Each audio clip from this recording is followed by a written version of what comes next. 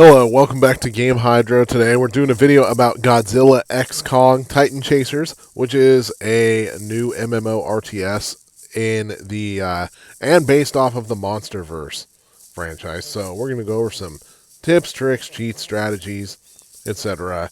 Talk about how to get more resources, more hollow earth crystals, what to do with your monsters and your people, how to dominate your server, and a whole lot more.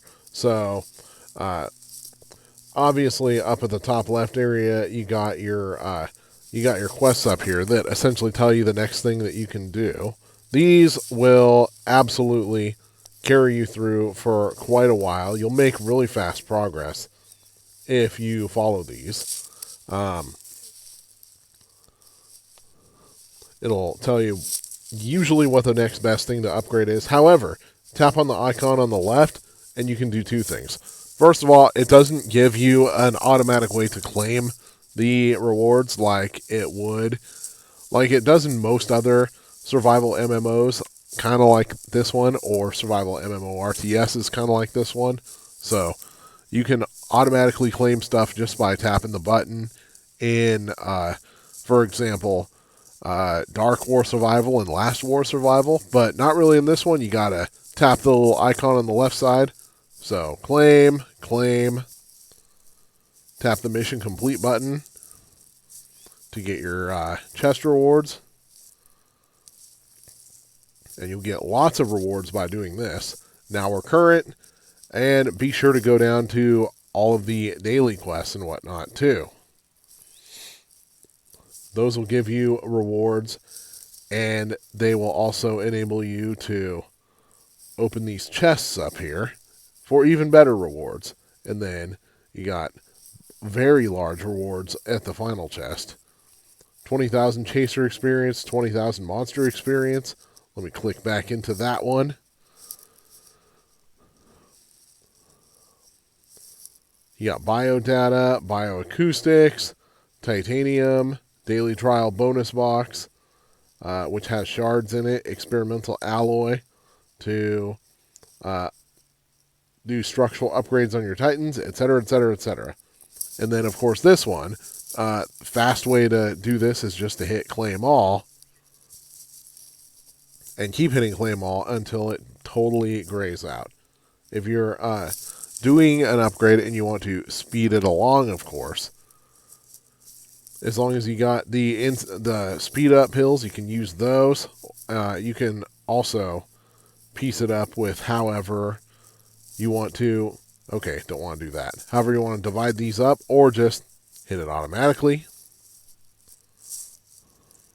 And you can keep doing that until you run out of them, but you'll also get more of them as you go. In addition, the quest won't show you everything that you can build, so be sure to hit the build button and look through the economic, tactical, and, well, cosmetic. Who cares? I mean, if you want to make your base cosmetic, like if you want to make it look nice, use that. But if you don't care and you just want to get stuff done, go with the top two tabs. Look for the next thing you can build it.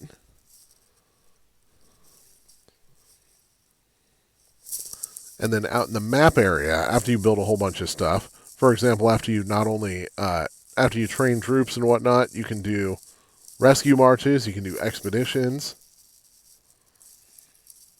Now the game will obviously make you start off doing a level 1 version of whatever the quest is. And then when you complete it successfully, after that, you'll be able to do the level 2 version. After that, level 3, so on and so forth. You can use boosters if you want to, or you can just let it play out. If you recall your troops, then you will what was I going to say? If you recall your troops, then they'll come back, but you won't get any of the rewards for it. All right, lots of times gifts are sent to the mail. You can actually tell where gifts are sent and where you have stuff to claim by looking for the little orange icons, or yellow icons, depending on the color temperature of your phone or tablet, I guess. A lot of times that'll mean you either have something to gain, something to use, or something to upgrade. For example, if you go to the pack, look through this stuff, that's actually just something new to look at because the orange dot goes away when you click each of these things. But look around your pack, figure out exactly what you got and how you can strategize with it.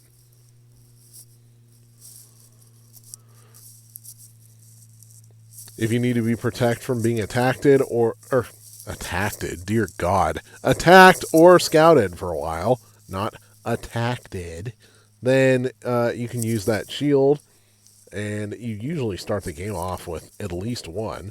Plus, you can earn more of them as time goes. Tons of items in this game, so it's best to look through them, read exactly what they do.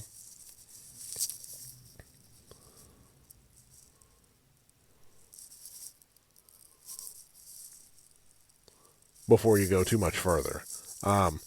It may not make sense at first, but when you read all of them, you'll kind of start to piece them together a little bit. So there's multiple upgrades you can do on your characters over here. Now you got two different type of characters. You got the humans and you got the monsters. And go to the roster and they'll all kind of be put together. Plus, you can see the ones that you either can star up or can recruit new or that are locked. For example, we've got enough shards to recruit young Siren Jaw. So we're going to tap them, hit the acquire button, skip, got him. Siren Jaw. It's kind of an ugly dude. But you can use the monster experience to level up your monster, no matter what level you catch them at.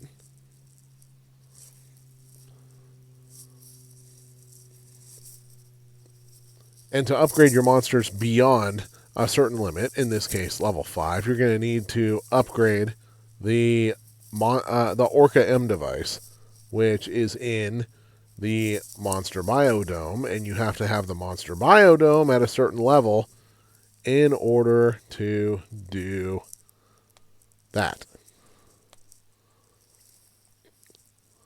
Of course, we're going to have to upgrade the barracks first. We'll get on that.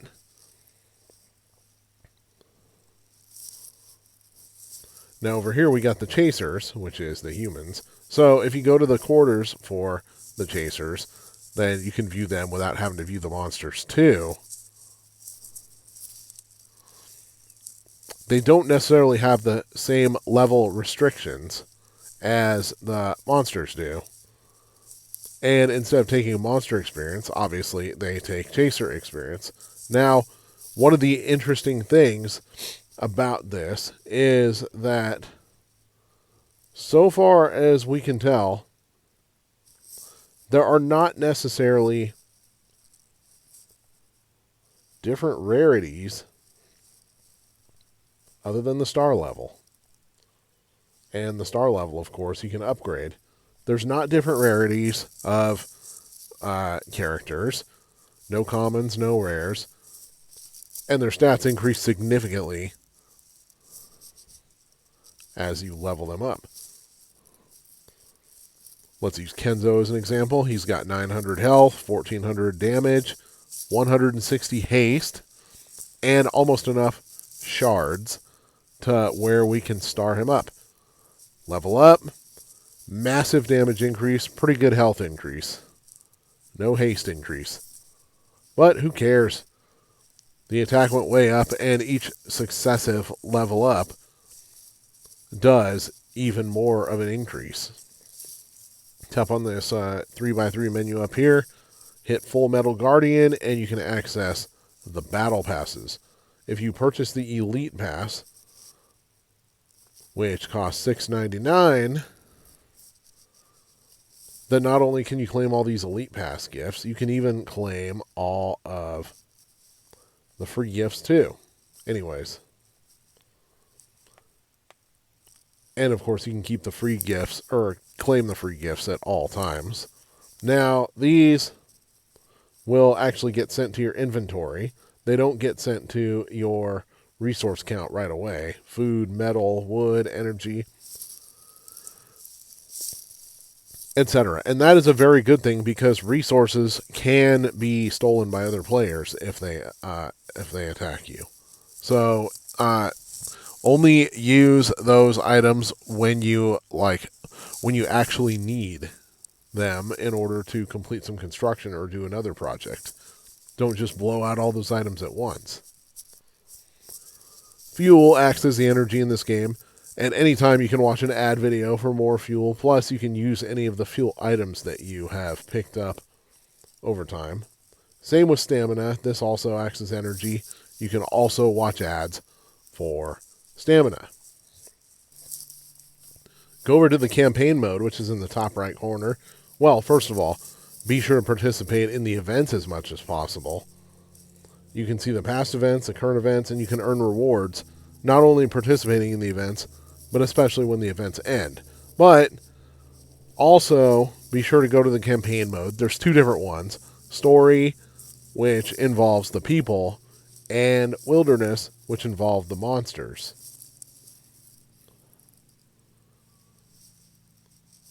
You can either play automatic or manually.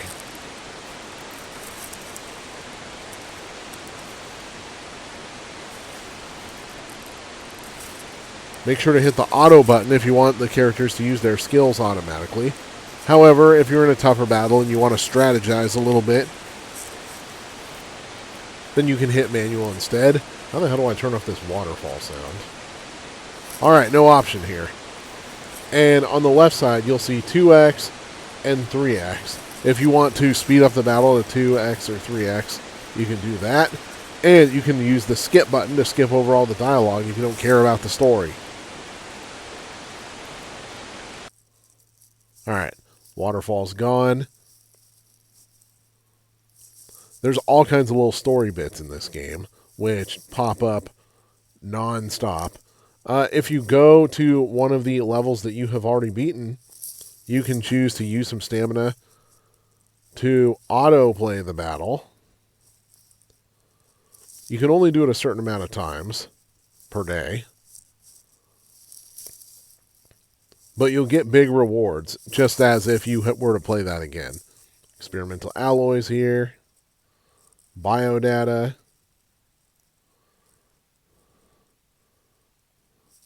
Chaser experience. Tech.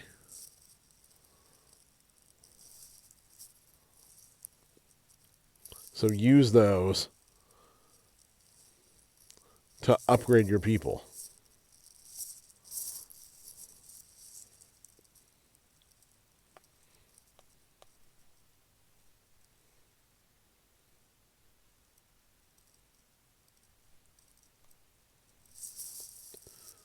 And if you're looking for more shards for people, then tap on the locate button. You can do this for most items. You can tap on the locate button, see where you can find this stuff, and then go there. It's a nice shortcut if you need to go there. Sometimes it's not currently available in the shops. Sometimes it will currently be available. You just got to check to be sure. And the expeditions, bonus, you can hit shards too.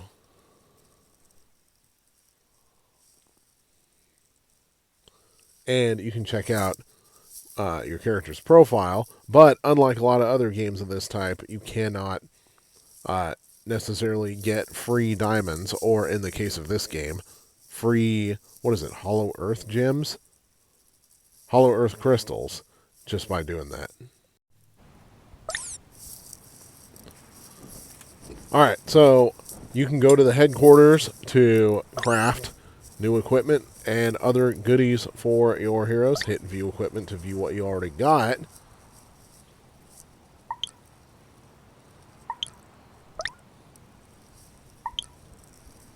As long as you have the stuff to craft with, you will be able to craft more of them. You can also upgrade.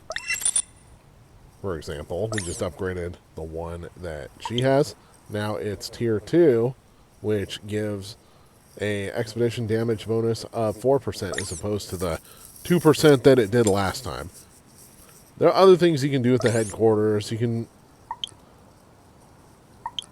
acquire skins, which not only change the appearance,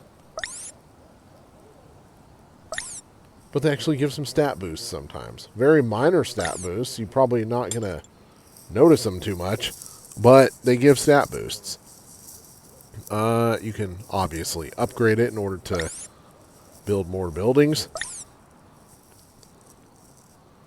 Sorry guys, the sound does not stay turned off in this game at all. That is one absolutely annoying glitch with it, is you can't keep the sound off.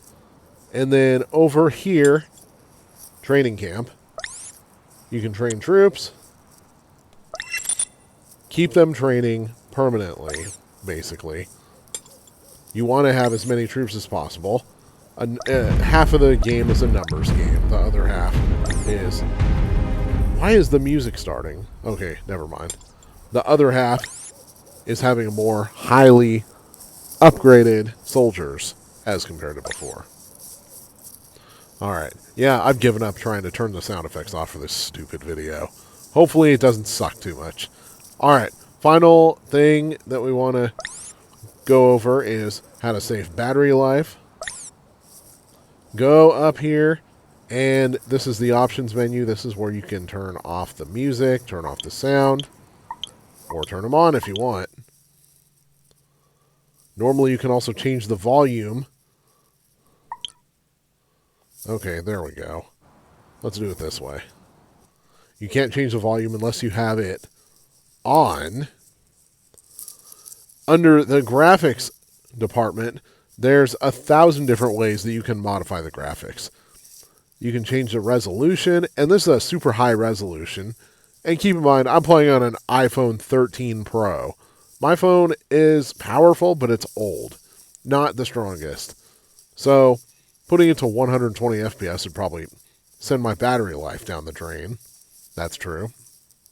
You can enable dynamic resolution to scale the resolution to aid the pursuit of the frame rate you want, because, of course, the frame rate isn't always going to stay how you want it. Change the graphics quality to various presets. Now, if you're trying to save battery life, you're going to want to lower the quality of the graphics in all of these.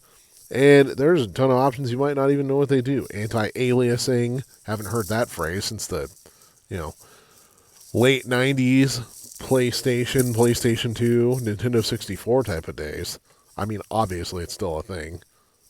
If it wasn't, it wouldn't be an option here.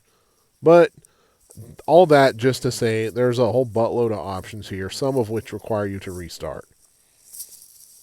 As well as other preferences you can change, like the day and night cycle, time zones. You can set them by yourself, things of this nature.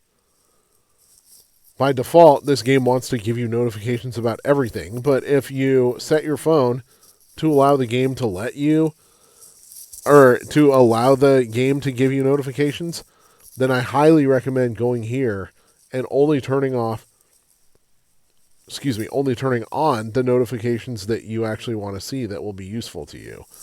Nobody wants to have 3 million notifications while they're sleeping. So, luckily, this game gives you the option to only turn on the very specific ones that you like. Anyways, this is Game Hydra. Thank you for watching the video. Please like and subscribe.